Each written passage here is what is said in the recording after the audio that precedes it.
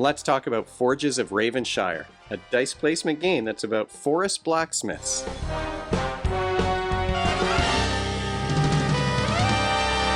Welcome to Brains on Games. I'm Dr. Brian McDonald. In this episode, we're going to talk about a dice placement game that's about animal blacksmiths in the forest. It just delivered on Kickstarter, so I was sent a review copy. Presumably, there will be a retail release soon.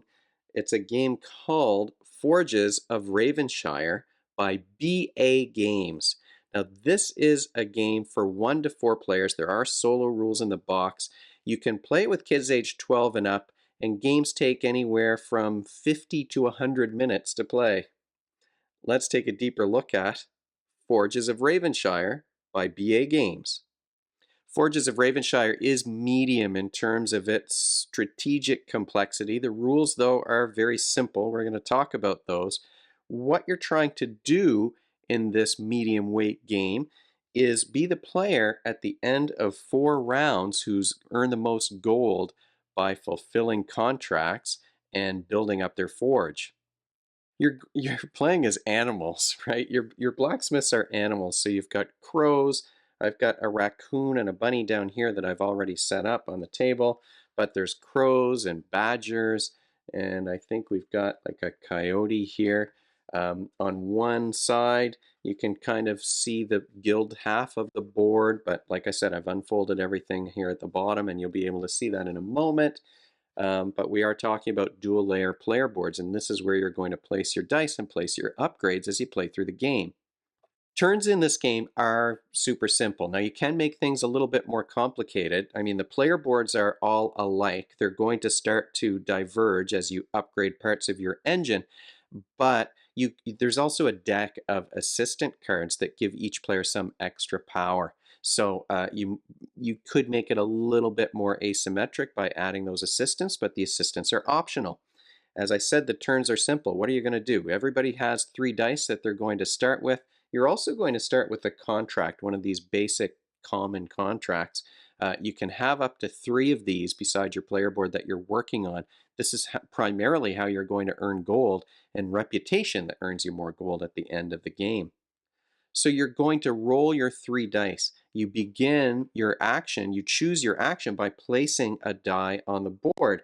Now, each space here gives you some resource. Maybe it could give you a guild member that's going to upgrade your engine somehow.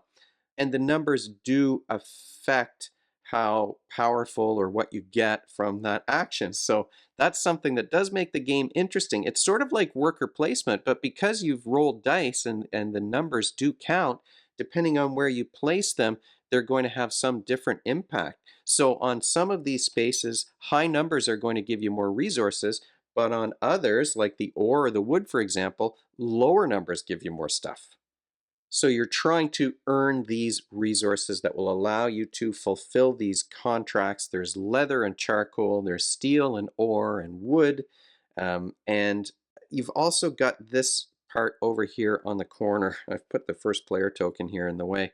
There are 3 different first player tokens that came with my game. A metal one because of the Kickstarter, there's a wooden one because I upgraded all of the resources to wooden resources, and there's a cardboard punch-out one in the box as well.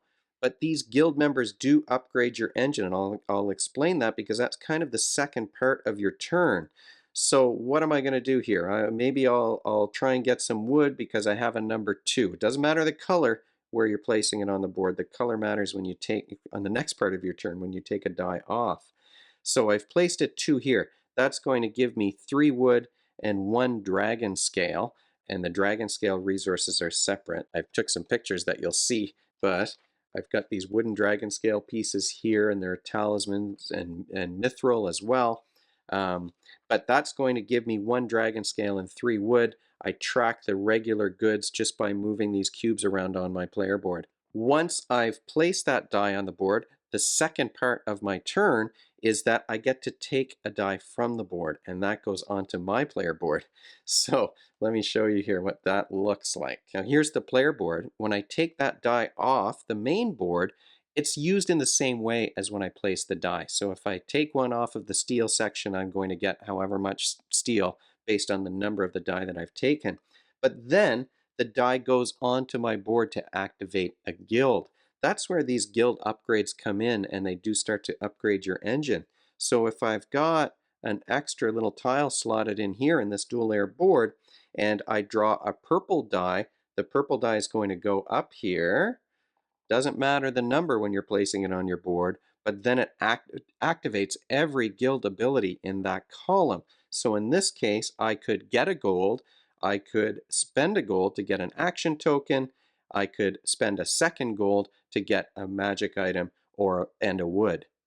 The yellow dice are giving you magical resources, which are very important to fulfill your contracts. You might need mithril, you might need talismans, especially when you're working on legendary contracts. And then the center one, the green dice, when they activate, they typically give you regular resources that are also very important in fulfilling these contracts. You can see this one needs 11 steel, 5 leather, and 2 dragon scales in order to make this armor, but it's going to give me 1 reputation and 20 gold. Once I've placed a die and then taken a die and put it onto my guild board, then the next player gets to do the same. So I'm not activating all 3 of my dice all in one action. It goes around so that each turn doesn't take too long before the next player gets to do something. Once all of the players have placed their 3 dice, have placed and taken their 3 dice, now you're each going to have 3 dice of varying colors on your player board. Then you enter the production phase, and that's where you start to build more resources. You can also upgrade your engine here as well. You can upgrade your kiln so that you're going to get some bonuses when it comes to making wood into charcoal. You can upgrade your foundry where you're going to be turning ore into steel, and the steel is very important for all of these contracts.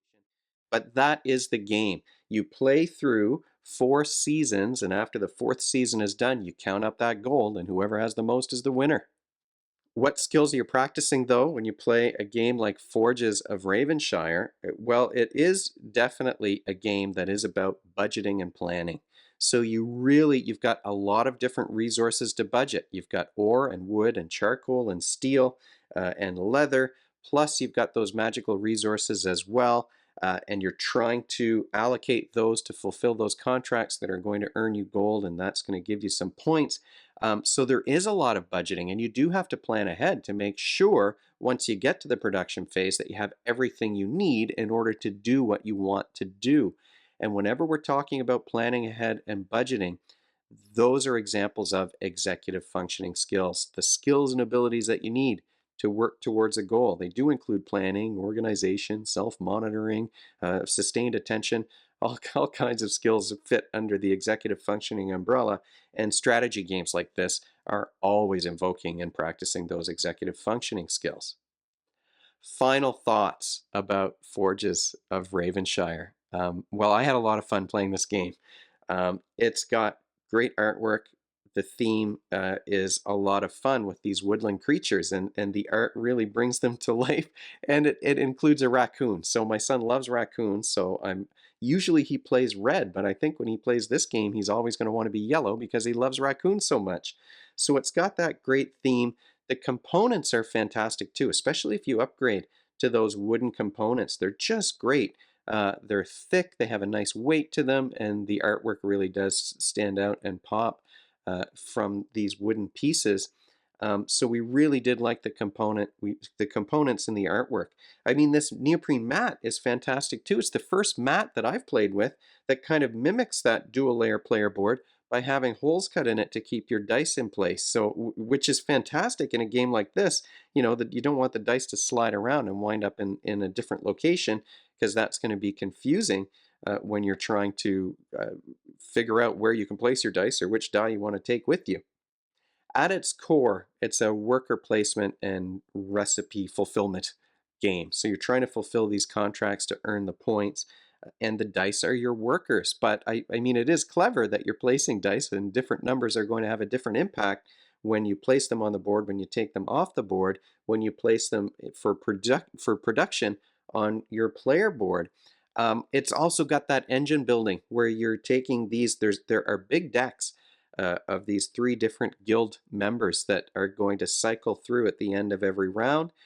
So it's fantastic to be able to build up that board. And at first you only have space for 2, but you can upgrade your engine so that you can activate up to 4 of those members whenever you place a die on the player board.